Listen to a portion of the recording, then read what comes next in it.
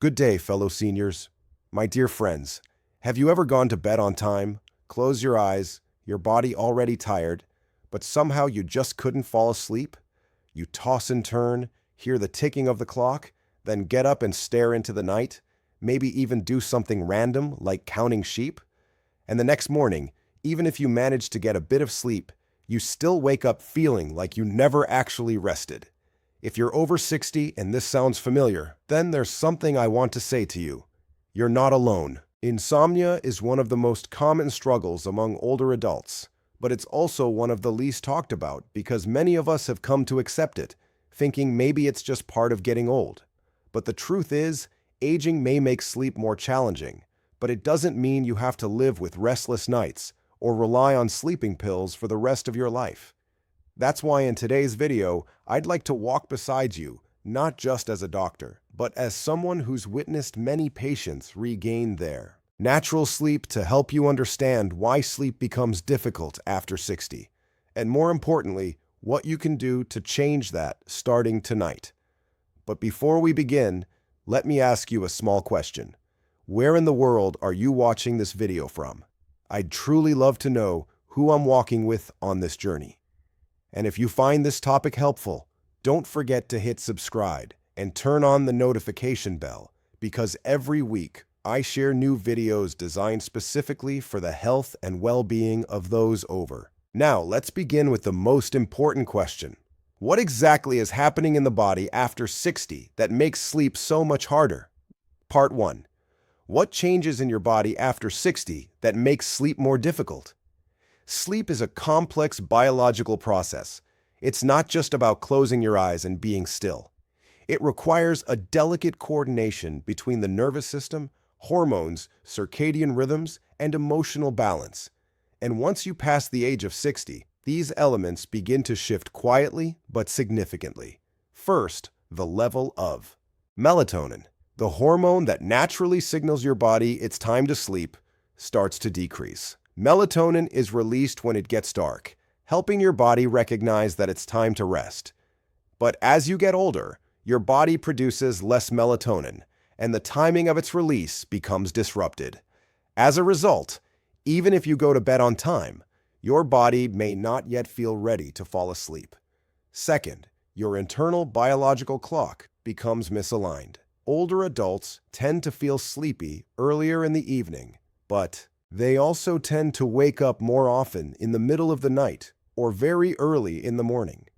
If you usually fall asleep at 8 o'clock p.m., then find yourself waking up at 2 or 3 o'clock a.m. and can't fall back asleep, that's a classic sign of circadian rhythm disruption. In addition to that, other age-related conditions like frequent urination at night, joint pain, chronic stress, or low-grade anxiety can also quietly disrupt your sleep quality. And here's the thing. Many people focus only on treating the symptom, insomnia, without realizing these hidden causes may be the real problem underneath. So if you've ever thought, I just need a sleeping pill and I'll be fine, then maybe, just maybe, it's time to try a different approach, a longer-term, more sustainable one. And to understand why relying on sleep medication may not be the best path, especially after 60. We're going to explore that in the very next part. Part 2. Why shouldn't you rely on sleeping pills long-term? I understand when you've been struggling with insomnia for days or even years. A sleeping pill can feel like a lifesaver. It helps you fall asleep faster, lets you temporarily escape the frustration of tossing and turning. And for many people, that feeling brings a sense of relief, especially during their most exhausted moments. But here's what few people will tell you. Sleeping pills don't help your body sleep the right way. They simply suppress your nervous system and force it into a sleep-like state. And when used long-term, the price you pay is far from small, especially if you're over 60. First, you'll likely build tolerance. What works today might not work a few weeks later, and eventually you'll need higher doses to get the same effect until one day it stops working altogether. But your body has become dependent on it just to feel safe enough to fall asleep. Second, sleeping pills reduce the quality of deep sleep. You might sleep for 6 or 7 hours, but still wake up feeling tired, foggy, and unable to focus. That's because you're sleep lack. The deep restorative phases, the ones your body needs to repair itself, boost immunity, and balance hormones. Third, sleeping pills can increase the risk of falls, confusion, and memory problems in older adults. I've seen many patients admitted to the hospital after a fall during the night, often caused by impaired balance after taking sedatives. Some even experienced blurred lines between dreams and reality, which affected their daytime life in troubling ways. And most importantly, sleeping pills never address the underlying cause. They help you sleep temporarily, but they don't help your body relearn how to sleep properly, naturally, and restoratively. So, if medication isn't the answer, what other options do we have? The good news is, you do have options, and we'll begin with the smallest, simplest, most natural steps, starting in the very next part. Part 3.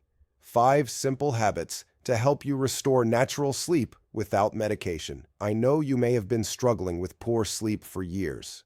You've tried pills, tricks, remedies of all kinds, and each time hope turned into disappointment, you started to believe that your body was simply beyond help. But here's what I want to tell you. You don't need to change your whole life. All it takes is a few small things done right and repeated consistently. Your body will begin to recalibrate on its own.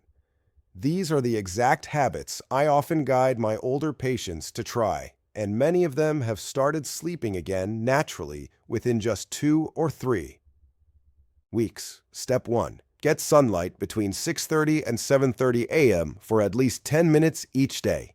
You don't have to go far.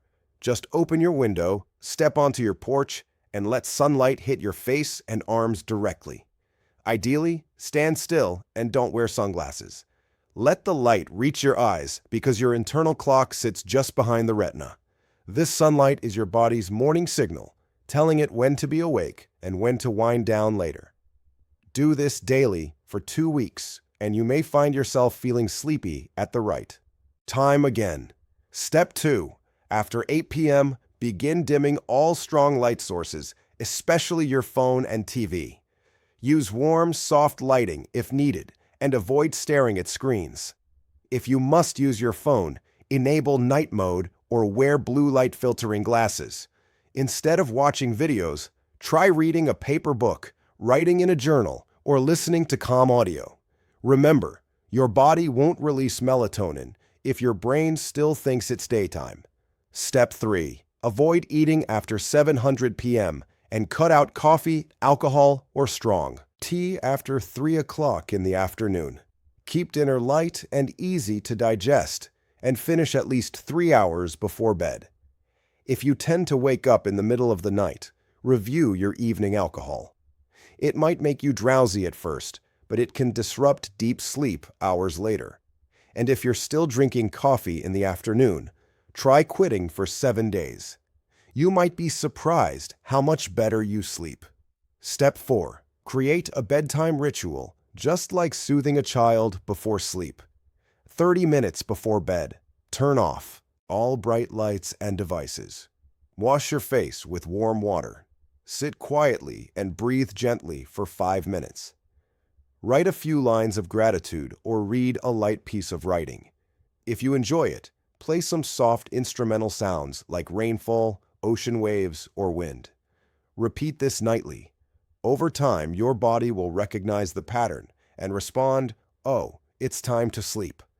Step 5. If needed, consider light natural supplements. For example, magnesium glycinate can relax the nervous system and reduce mild anxiety. Glycine, an amino acid, helps cool your body and promotes deeper sleep. You might also enjoy a warm cup of lotus tea or chamomile, caffeine-free, to ease the body into rest. These aren't sleeping pills. They're gentle reminders to your nervous system. It's okay to let go now. You don't need to do all of this at once. Just pick one habit that suits you best and repeat it for 1 week. If it works, add another. And here's the beautiful truth. You are teaching your nervous system a skill: how to sleep. The same way it once knew, but may have forgotten due to stress, age, or old patterns. Sleep doesn't come from force. It comes from permission, consistency, and rhythm. My dear friend, if you're still watching this video all the way to the end, then I believe this. You're not just curious about sleep. You're genuinely serious about your health. Not in a rushed or impulsive way, but with understanding and a deep desire to heal in a way that's natural, sustainable, and doesn't take more from you than aging already has. I hope you realize your sleep isn't lost. It's simply been interrupted. And with a little patience, a few gentle adjustments, and a bit of kindness toward yourself, your body absolutely can relearn how to sleep deeply, peacefully, without having to rely on pills. You don't have to change the whole world. Just start with a little morning sunlight, a warm cup of tea in the evening, or a few quiet minutes before bed. Your body knows what to do if you're willing to listen, one day at a time. If this video was helpful to you, please leave me a comment. Tell me, what time do you usually go to bed, and what keeps you tossing and turning the most? Even a simple line like, "I'll start with step 1" is enough to let me know I'm not speaking into the void. And if this feels like a journey you want to keep walking, hit the subscribe button, because I have many more videos on healthy aging, crafted especially for those who, like you, are choosing to stay steady and strong. Thank you for spending this time with me, and I wish you a peaceful night's sleep starting tonight.